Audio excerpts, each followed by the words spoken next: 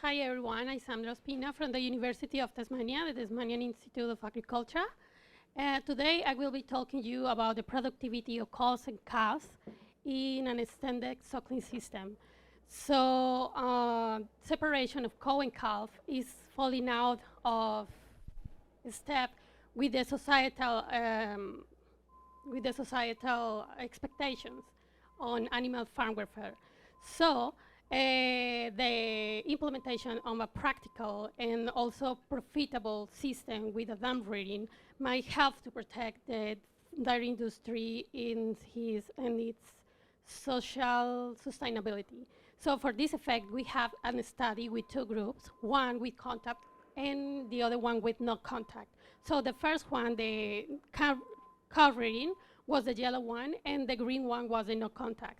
So we had 16 pairs, cows and calves, and they were milked one per day only. And the other group that was the contact with the commercial management, they had twice a day milking, and the cows were managed within the commercial care of the farm, and the cows were reared together in a group pen.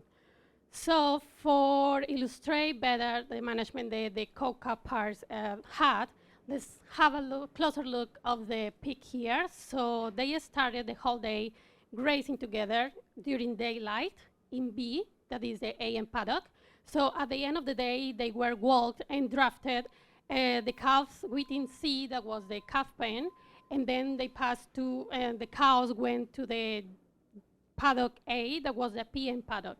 So with this, we ensured that the cows and the calves had fence contact in this part and were separated. So at the next day, we took all the cows to the milking, and after that, they went again to the paddock, to the AM paddock, the B, and wait there for 30 minutes about for having time for other recovering. So after that, we released the calves, and they were together again, and the cycle was all the time the same.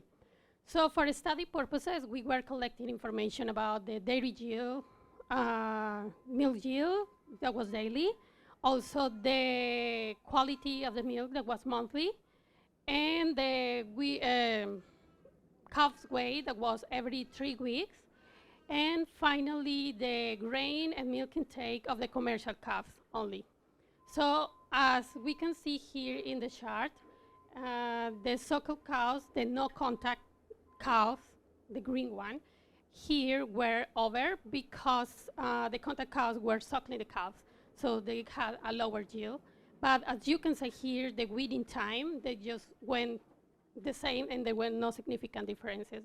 However, you can see there was a numerically superiority of the production of the suckle cows. So in terms of somatic count, there was the quality of the milk. There were no significant differences between the groups. And regarding to the calf's weight, the suckle cows were growing better between the week 3 and 9. So the differences are 900 about and 700 between the contact and no contact group. And also regarding to grain intake, the commercial cows were eating more grain in comparison with the suckle cows. And also they drank about 6 liters per day.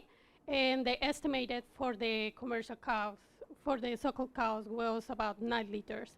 So I have no space here for illustrating, but by the end of the lactancy, the differences between the two groups was 500 liters per cow, and the commercial went over because it was the amount of milk the cows were drinking. So our final conclusion was that there is no compromise in terms of productivity. So there is a big future here because besides this, we have also behavioral gains in this, in social behavior, play behavior, and possibly cognitive. We are plenty aware that this is not applicable at the time with a big herd, say 500, hundreds, or thousands of cows at the same time. But at least is to have the security that there is not compromising productivity. So the next step is just to figure out the productivity and how this is going to counteract the other gains we have less labor, better environmental enrichment, and other gains in the welfare of the animals. So the last and the, I think, most important part in this is the scalability.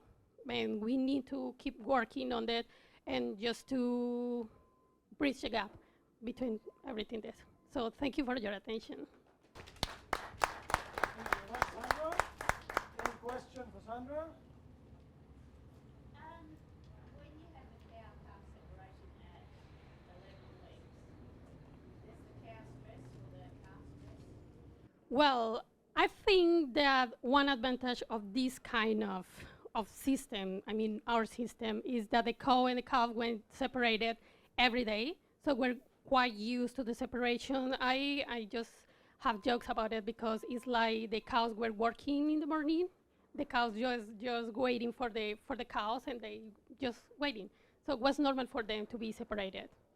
So it was good. When they were really separated, we have some study with this, and they took about 3 days to adjust. I mean, in terms of rumination and the resting time and the grazing time, because related with the milk and the dew, it was just normal. One last question with the time, really quick.